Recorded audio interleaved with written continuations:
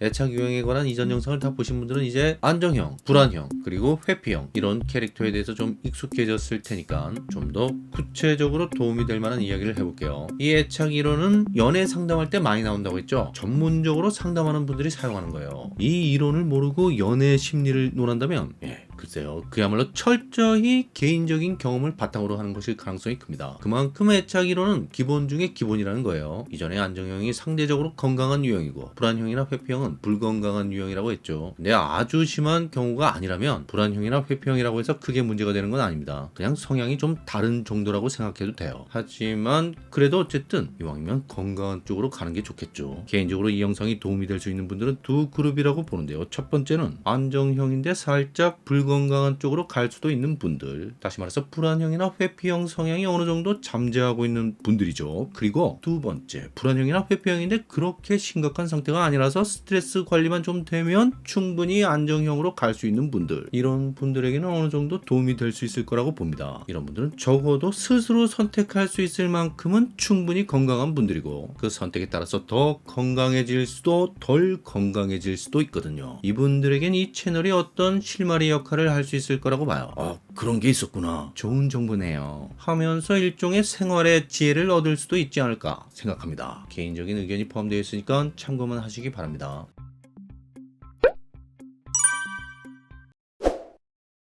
일단 기억하셔야 할 게 안정형과 불안정형이 만나면 보통 불안정형이 안정형이 된다고 보는데 반대로 안정형이 불안정형으로 될 수도 있다는 겁니다. 케이스마다 다 다르다는 거예요. 먼저 내가 안정형인데 불안정형을 만났어요. 이때 불안정형이 되지 않으려면 어떻게 해야 하는지를 말씀드릴게요. 결론부터 말씀드릴게요. 그냥 내가 원래 하던 대로 하면 돼요. 그걸 계속 유지할 수 있으면 되는 겁니다. 너무 당연한 거죠? 내가 계속 안정형이면 당연히 불안정형이 안 되겠죠. 근데 어떤 경우엔 그걸 유지하는 게 좀 힘들 수도 있어요. 만약 내가 안정형이지만 불안형이나 회피형 성향이 좀 있다면 그럴 수 있고요. 혹은 상대가 아주 심한 불안형이거나 아주 심한 회피형이라면 그럴 수 있습니다. 이런 말씀을 드릴게요. 내가 안정형으로서의 정체성이 흔들린다면 각오를 하세요. 관계가 끝나버려도 어쩔 수 없다. 이 생각을 해야 합니다. 이게 없으면 불안정형으로 바뀔 위험이 커지는 거예요. 그리고 생각만 하면 안 되고요. 상대한테 그걸 알려야 합니다. 관계가 끝날 수도 있다는 걸 알려줘야 해요. 자, 오해하지 마시고요. 손절하라는 얘기가 아니고요. 내가 손절을 하게 되든 상대가 손절을 하게 되든 개의치 말라는 얘기예요. 예를 들어 설명할게요. 보통 불안형은 연락을 자주 하고 회피형은 연락을 잘 안 한다고 했잖아요. 이 연락 문제 때문에 갈등이 생길 수가 있습니다. 근데 안정형은 이러든 저러든 크게 문제를 삼지 않아요. 지금 바빠 죽겠는데 여친이나 남친이 연락을 너무 자주 해요. 그래도 안정형은 웬만하면 톡이나 전화를 잘 받는 편인데 불가피하게 못 받는 경우가 생길 수도 있잖아요. 그랬더니 상대가 마음이 상했습니다. 나중에 시간이 나서 전화했는데 풀통이거나 혹은 일 끝나고 만났는데 나한테 화를 막 내요. 안정형 본인이 느끼기에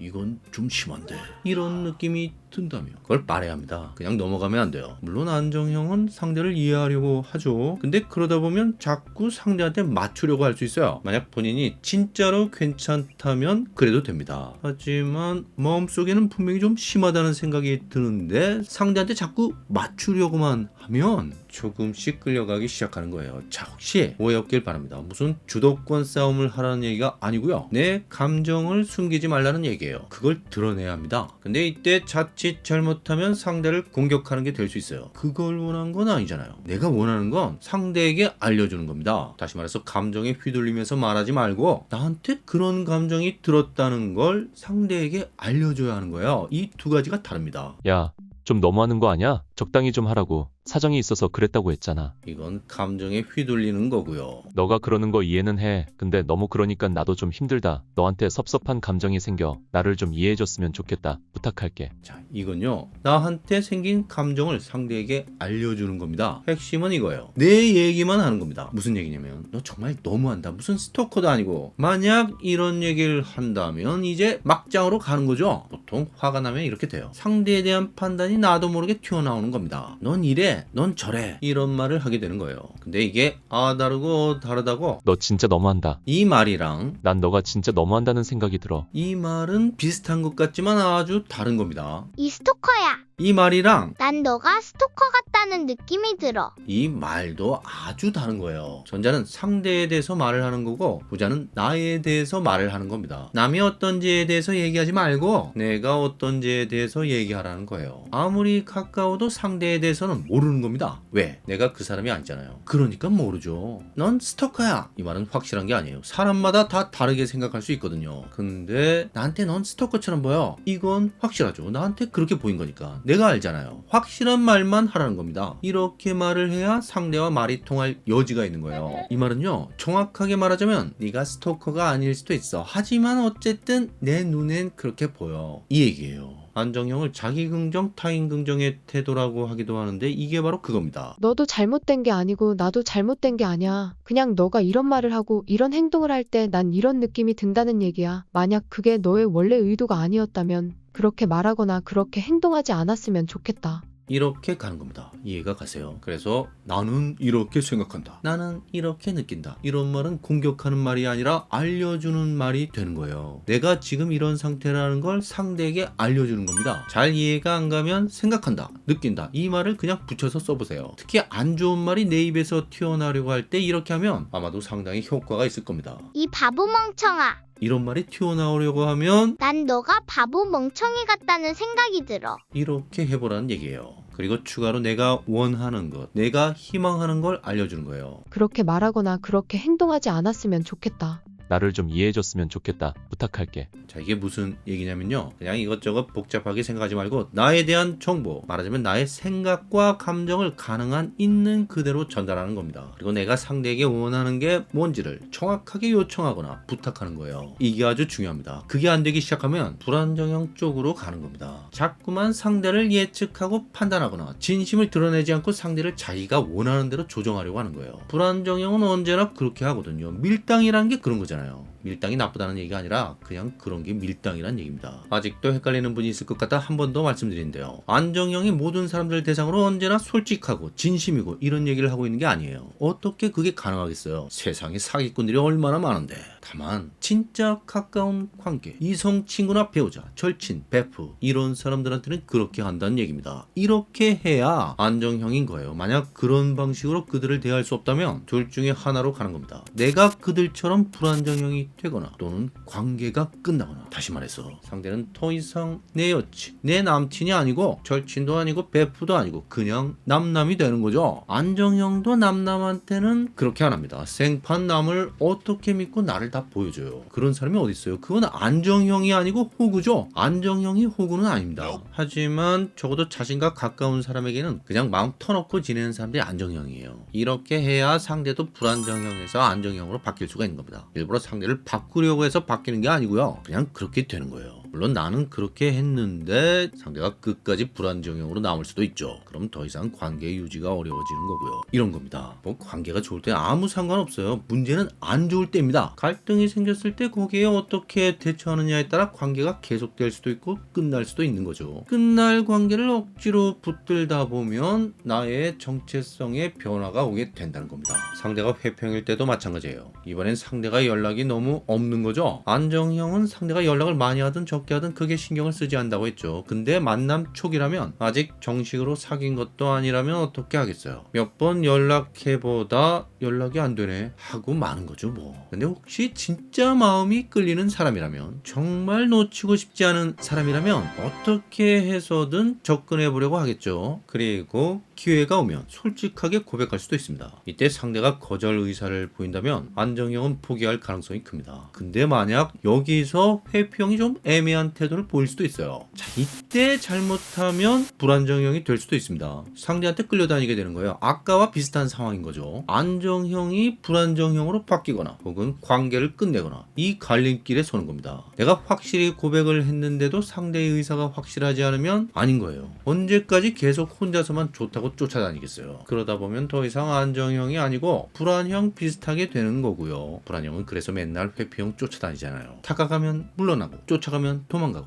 이러는 겁니다. 이렇게 안 되려면 여기까지구나 하고 멈춰야 해요. 그래야 안정형으로 돌아오게 되는 겁니다. 안정형은 자기가 좋아하는 사람한테 잘해주기만 하는 사람이 아니에요. 상대도 자기에게 잘해주길 바라는 사람입니다. 상대가 만약 그렇게 하지 않으면 섭섭한 감정을 분명히 표현하고요. 그렇게 했는데도 달라지는 게 없고 그 상태가 계속되어 어느 선을 넘게 되면 그 사람은 더 이상 자기 사람이 아닌 거예요. 밑도 끝도 없이 잘해주지 않습니다. 안정형은 호구도 아니지만 천사도 아니에요. 성인군자 아닙니다. 그럴 리가 있겠어요. 인구 절반이 안정형인데. 다만 자기와 가까운 사람과 확실하고 안정적인 애착 관계를 형성하는 사람, 그 사람이 바로 안정형이라는 겁니다. 여기까지고요. 다음엔 안정형으로 바뀌는 불안정형에 대해서 말씀드리겠습니다. 지난 영상에서 안정형이 불안정형으로 바뀌는 거에 대해서 이야기를 했죠. 이번엔 반대로 불안정형이 안정형으로 바뀌는 이야기입니다. 본인이 불안형이나 회피형인데 안정형이 되었으면 하는 분들, 혹은 그것까지는 아닌데 그냥 인간관계에서 받는 스트레스를 좀 줄였으면 하는 분들, 이런 분들에게 이 영상이 도움이 될 수 있다고 봅니다. 이전에 그런 조언을 드린 적이 있어요. 아, 내가 회피형이구나, 내가 불안형이구나, 이런 걸 확실히 알기만 해도 괜찮다고요. 그것만 알고 있어도 그렇게 심각한 상태는 아니라는 겁니다. 다시 말해서 그러고 보니까 내가 그렇게 행동하고 있었네. 그러네, 내가 이런 사람이었구나. 이렇게 자기 객관화만 제대로 되어도 큰 문제는 없단 얘기예요. 그냥 성격이 좀 다른 정도라고 생각해도 됩니다. 아마도 이게 되는 분들이 오늘 영상을 이해할 수 있지 않을까 하는데요. 왜냐면 이게 안 되는 경우도 많거든요. 자기가 그러고 있는 줄 전혀 모르는 사람들도 아주 많아요. 혹은 알기는 아는데 그냥 이렇게 생각하는 거죠. 아니, 원래 그런 거 아니야? 아닌 사람도 있나? 말하자면 남들도 다 자기랑 비슷한 줄 아는 거예요. 예컨대 이런 겁니다. 회피형 남자인데 바람둥이에요. 회피형 중에는 선수 타입도 있다고 그랬죠. 이 사람은 그냥 이렇게 생각하는 거예요. 아니, 사실은 다들 나처럼 살고 싶은 거 아니야? 난 능력이 되니까 이렇게 화려한 솔로로 사는 거고, 니들은 능력이 안 되니까 그냥 지루한 커플이나 되는 거고, 그런 거지 뭐. 이런 식이라는 거예요. 그리고 어떤 불안형 여자는 친구한테 이런 말을 하는 거죠. 야, 남자는 말이야 다 똑같아. 자기밖에 모른다고. 내가 어디 한두 번 겪어봤어야지. 자, 이게 무슨 얘기냐면요, 세상을 자기만의 안경을 쓰고 보고 있는 겁니다. 물론 이 사람들이 괜히 이런 생각을 하게 된 건 아니에요. 실제로 자기가 이 사람 저 사람 만나보니까 진짜 그렇거든요. 비슷한 경험이 계속 반복되는 거죠. 그래서 원래 이런 거구나, 이렇게 생각하게 된다는 겁니다. 근데 이 사람들이 모르는 게 뭐냐면요, 사실은 세상이 빨간색이 아니라 내가 쓰는 안경에 빨간 칠이 되어 있다는 거예요. 내가 그런 사람이기 때문에 비슷한 경험이 반복된다는 얘기입니다. 세상이 원래 그런 게 아니라, 외모나 조건을 볼 때 이성을 끌만한 충분한 매력이 있는데도 바람둥이 아닌 사람들도 많아요. 그리고 모든 남자가 다 자기밖에 모르는 것도 아니고요.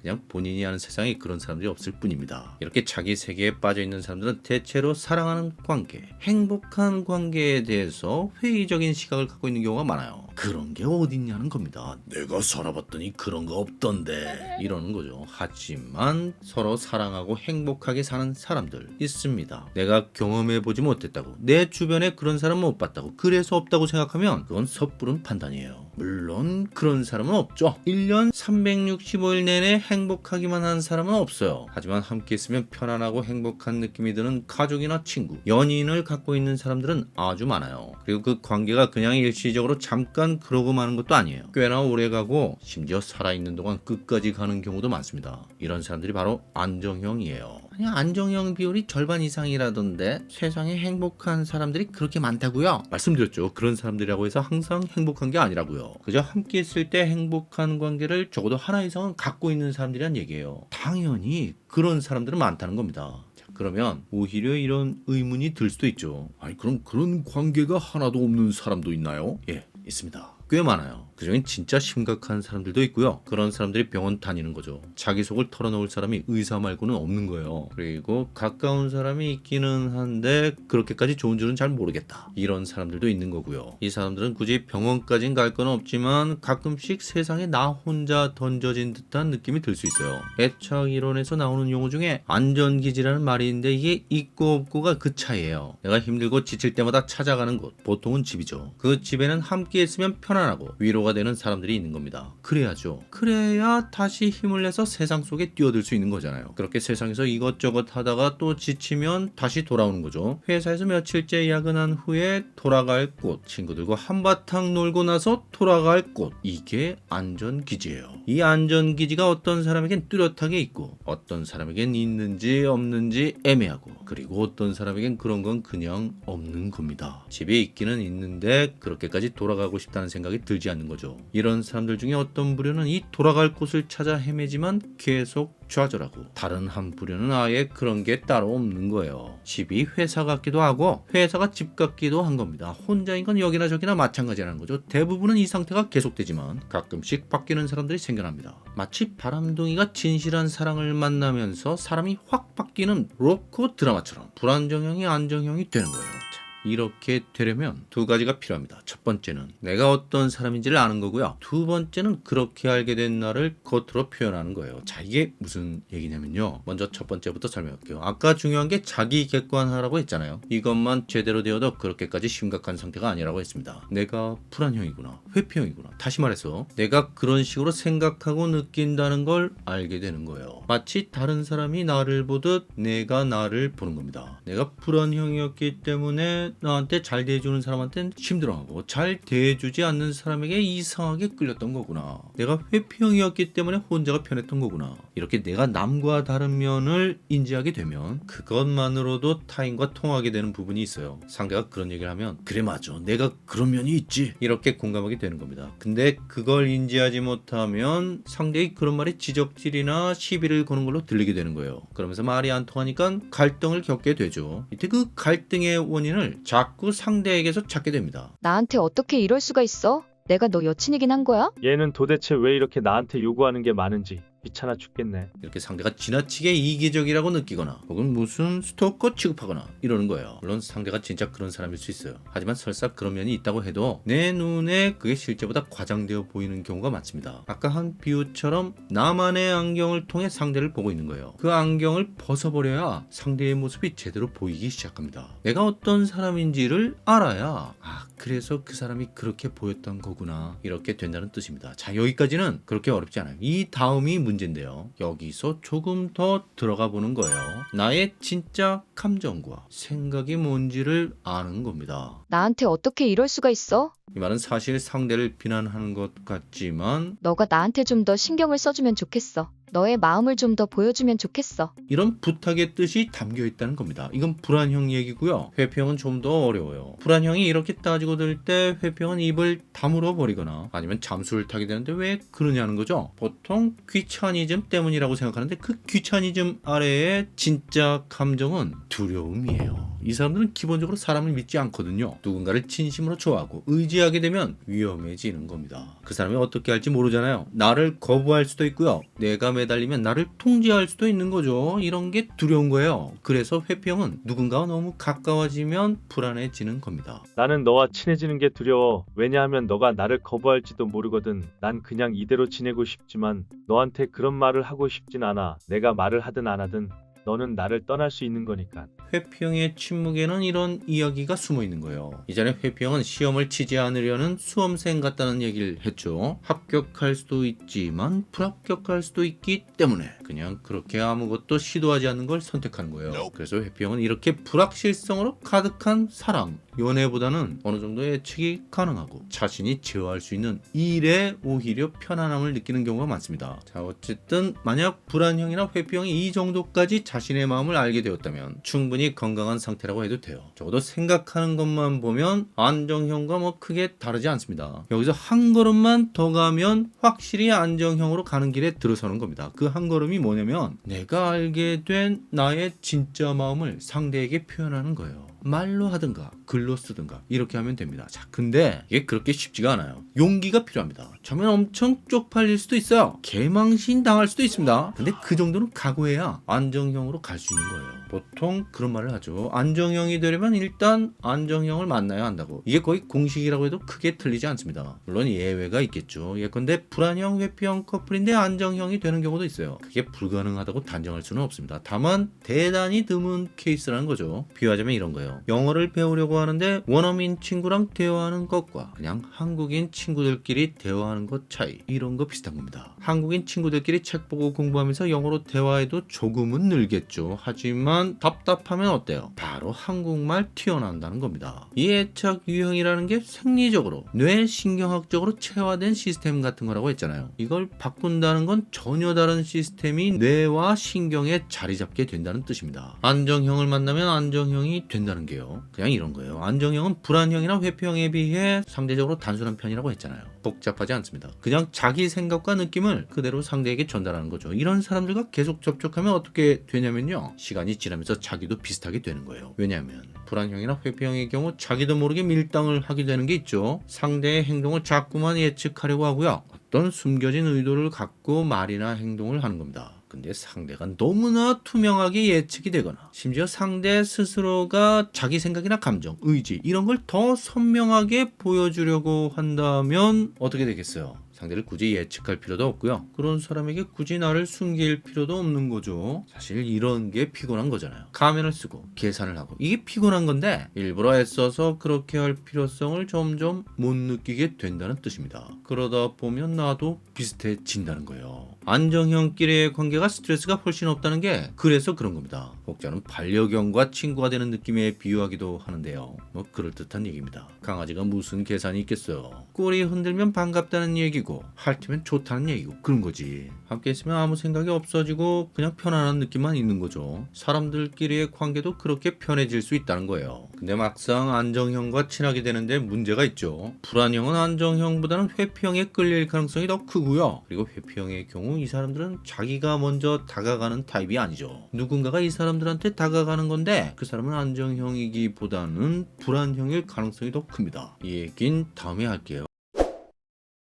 자, 불안형이나 회피형이 안정형이 되는 가장 빠르고 확실한 방법은 안정형과 사귀는 겁니다. 마치 영어를 배우는 가장 빠른 방법이 원어민을 만나는 것처럼 처음엔 좀 서툴다가도 어느 정도 시간이 지나면 둘 다 영어로 대화하고 있는 거예요. 근데 안정형이라고 이마에 붙이고 다니는 것도 아니잖아요. 어떻게 알아볼까요? 일단 애착 유형 테스트를 해서 안정형 나오면 사귀고 안정형 안 나오면 안 사귀고 뭐 이렇게 할 수도 없고, 사실 정식 검사가 아니라면 결과가 맞는지 틀린지도 모르는 거고요.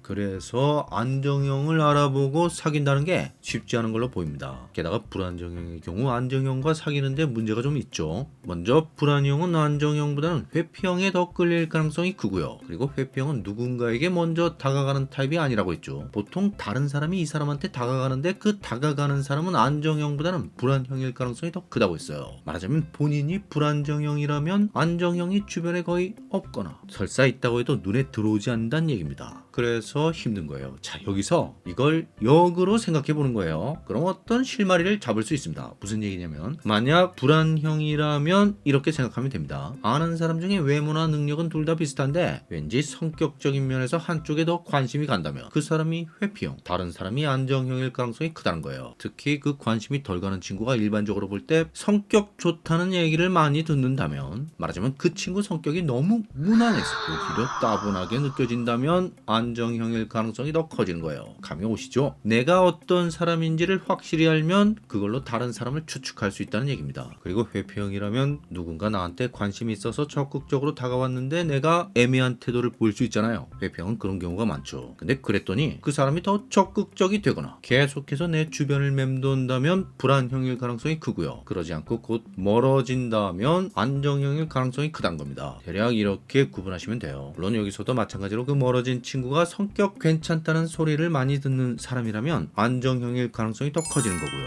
안정형은요, 보통 성격 좋다는 소리를 많이 들어요. 어떤 스타일이냐면 다른 사람이 하는 얘기를 잘 들어주고 다른 사람 감정도 잘 이해합니다. 그리고 자기 생각도 잘 이야기하고 자기 감정도 잘 표현해요. 여기서 중요한 게 감정을 잘 표현하지만 감정적으로 행동하는 경우는 별로 없어요. 이전에 두 가지가 다르다는 얘기한 적 있죠. 다시 말해서 안정형도 화가 날 때가 있고 짜증 날 때가 있고 슬플 때가 있지만 그런 감정에 휩싸여서 행동하는 경우는 드물다는 얘기입니다. 그렇다고 그걸 무작정 참는 건 아니고요. 어떤 식으로든 표현하는 경우가 많아요. 너가 한 말이나 행동에 내가 화가 났다, 섭섭했다, 뭐 이렇게 말하고요. 그리고 필요한 게 있다면 요청이나 부탁을 해요. 뭔가 좀 명쾌한 면이 있는 거죠. 애매한 걸 드러내어서 확실하게 만든다고나 할까요? 뭐 그런 게 있습니다. 이 사람들이 이렇게 하는 이유가 있어요. 보통 육아 심리 전문가들이 하는 말이 그런 거죠. 애가 화를 내거나 짜증을 부리면 일단 아이와 공감해 주라는 겁니다. 아이에게서 그 이유를 들어보고, 아 그래서 너가 화가 났구나, 맞아, 그럼 짜증나지, 이렇게 공감이 우선이라는 거죠. 이게 왜 필요하냐면요, 그래야 아이가 자기 감정을 확실히 알게 된다는 거예요. 엄마가 공감해주면 아이 자신도 그 감정을 뚜렷하게 알게 된다는 겁니다. 이게 내면화 되는 거예요. 말하자면 엄마가 했던 말을 내가 내 자신에게 하게 된다는 겁니다. 나중에 엄마가 없어도 내가 화가 나면, 아, 내가 이래서 이렇게 화가 났구나. 내가 기분이 안 좋으면 아, 내가 그래서 기분이 안 좋구나.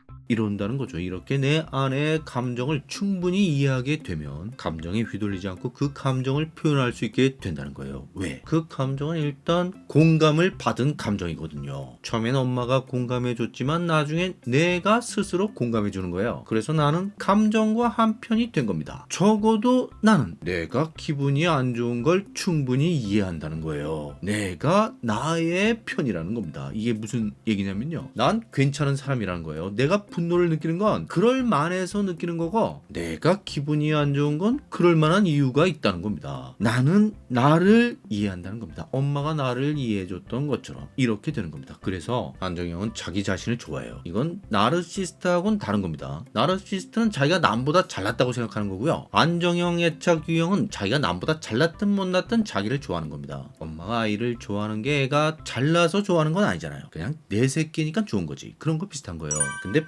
불안형은 자기 감정에 휘둘리기가 쉬워요. 안정형이든 불안형이든 감정이 풍부할 수 있습니다. 차이가 뭐냐면 안정형의 감정은 누군가에게, 엄마에게 또는 자기 자신에게 충분히 이해받은 거고, 불안형의 감정은 그게 잘 안 된 거예요. 그래서 안정형에 비해 불안형이 자기 감정에 대해 어떤 환상 같은 걸 갖게 될 가능성이 더 큽니다. 다시 말해서 안정형은 내가 왜 그런 감정을 느끼는지에 대해 충분히 이해하지만, 그래서 안정형은 감정은 그저 감정일 뿐이라는 걸 알죠. 하지만 불안형은 그런 걸 잘 몰라요. 그저 어떤 강한 느낌이 일어날 뿐입니다. 그게 뭔지 잘 모르면서 그런 느낌이 강하기 때문에 그 느낌이 그 사람을 지배해버려요. 자기 감정을 과대평가하게 될 가능성이 크다는 뜻입니다. 이전에 작가이자 철학가인 알랭드 보통 이야기를 한 적이 있는데요. 이 사람이 현대인은 낭만주의적 신화에 빠져있다는 말을 했다고 했죠. 아마도 이 신화에 가장 쉽게 빠지는 유형이 불안형이 아닐까 합니다. 불안형이 안정형과 사귄다는 건 쉽지 않아요. 이유는 안정형이 불안형에 관심이 없어서가 아니라 반대죠. 불안형이 안정형에 관심이 없어서입니다. 이 사람들은 회피형에 끌리기가 쉽죠. 안정형한테는 별로 안 끌립니다. 매력을 별로 못 느끼는데 억지로 사귀는 게 잘 안 되잖아요. 그래도 회피형보다는 안정형이 연애 스트레스가 훨씬 적다고 하던데, 좀 지루하더라도 참고 한번 만나볼까? 그러다 보면 정들 수도 있겠지 뭐.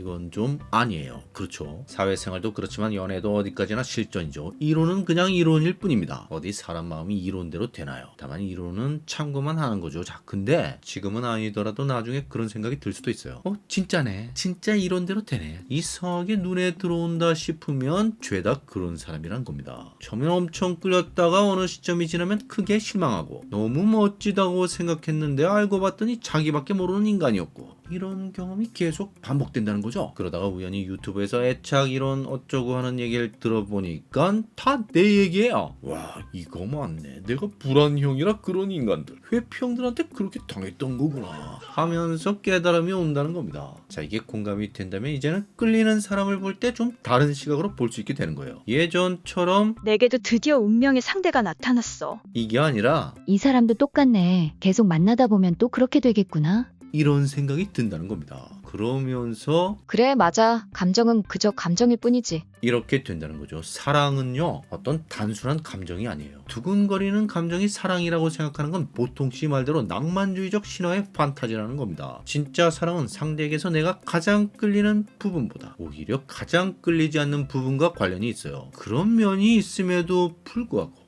내가 그 사람과 함께하고 싶은 마음이 든다면 그게 진짜 사랑이라는 겁니다. 사랑하니까 그런 게 문제가 되지 않는다는 얘기예요. 이걸 알고 나면 문득 나를 스쳐갔던 그 성격 좋다는 친구들이 떠오를 수 있어요. 그땐 걔네들이 지루하게 느껴졌는데 그게 아니었구나. 그중엔 나 좋다는 애도 있었는데 걔랑 사귀었다면 마음이 훨씬 편했을 것 같아. 이러면서 안정형이 다시 보이게 되는 거죠. 이렇게 돼야 비로소 안정형과도 사귈 수 있을 거라고 봅니다. 자, 여기까지는 불안형 얘기였고요. 문제는 회피형인데요. 이 사람들은 대체로 불안형보다 더 힘들다고 봅니다. 안정형과 사귀기 쉽지 않아요. 왜냐하면 사실은 이 회피형은 상대가 안정형이든 아니든 누군가를 사귀는 것 자체가 쉽지 않기 때문입니다. 불안형은요, 취향이 좀 독특한 거지 사람 만나는 걸 싫어했던 건 아니에요. 이 사람들 중엔 모쏠 별로 없습니다. 근데 회피형은 모쏠이 많아요. 사람 만나는 거 별로 안 좋아합니다. 혼자 있는 게 좋은 사람들이에요. 근데 회피형 중엔 선수 타입도 있다고 했죠. 이 사람들은 그나마 좀 낫습니다. 어쨌든 사람들을 많이 만나봤다면 실전 경험은 충분한 거죠. 자기 나름대로 알게 되는 게 있어요. 그러다 보면 사람이 바뀔 수도 있는 거죠. 예전엔 이성이라면 무조건 오케이 하다가 어느 순간 그런 생활에 회의를 느낄 수 있어요. 그러면서 뭔가 안식처가 될 만한 사람을 찾게 될 수도 있습니다. 근데 모쏠은요, 회피형 중엔 이 타입이 가장 많죠. 일단 누군가를 만나본 경험이 필요합니다. 말씀드렸죠.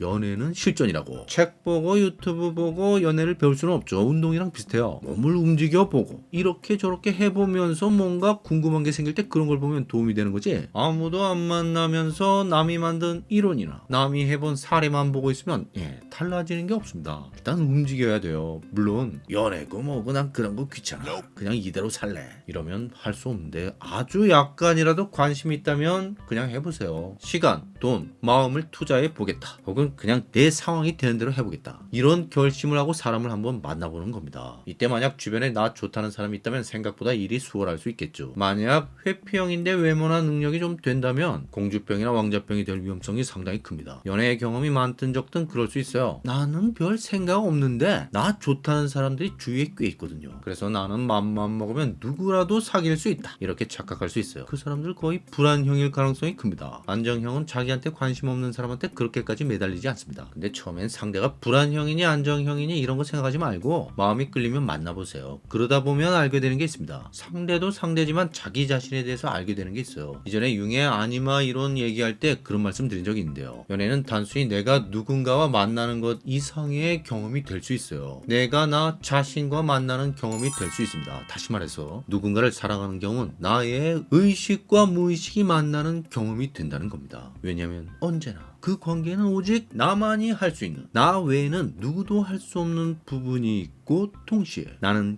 결코 할 수 없는, 철저히 타인 또는 운명에 맡길 수밖에 없는 그런 부분이 있기 때문입니다. 회피형은 마치 시험을 치지 않으려는 수험생 같다고 했죠. 합격하면 좋겠지만 불합격하면 힘드니까요. 근데 불합격하더라도 괜찮을 수 있어요. 내가 최선을 다했다면 그 사람과 사귀기로 한 선택, 그리고 사귀는 중에 했던 그때그때 나의 크고 작은 선택을 후회하지 않는다면, 그렇다면 안 되더라도 상관없습니다. 적어도 나는 내가 할 수 있는 건 다 했으니까요. 나는 그런 나를 후회하지 않으니까요. 누가 뭐래도 나는 그런 내가 좋으니까요. 나는 내가 마음에 드니까요. 만약 진짜 좋아했던 사람이 나를 떠나더라도 그 마음이 든다면 회피형은 안정형이 되기 시작하는 겁니다. 여기까지고요. 구독과 좋아요 부탁드리고요. 의견이나 질문을 댓글로 남겨주세요. 감사합니다.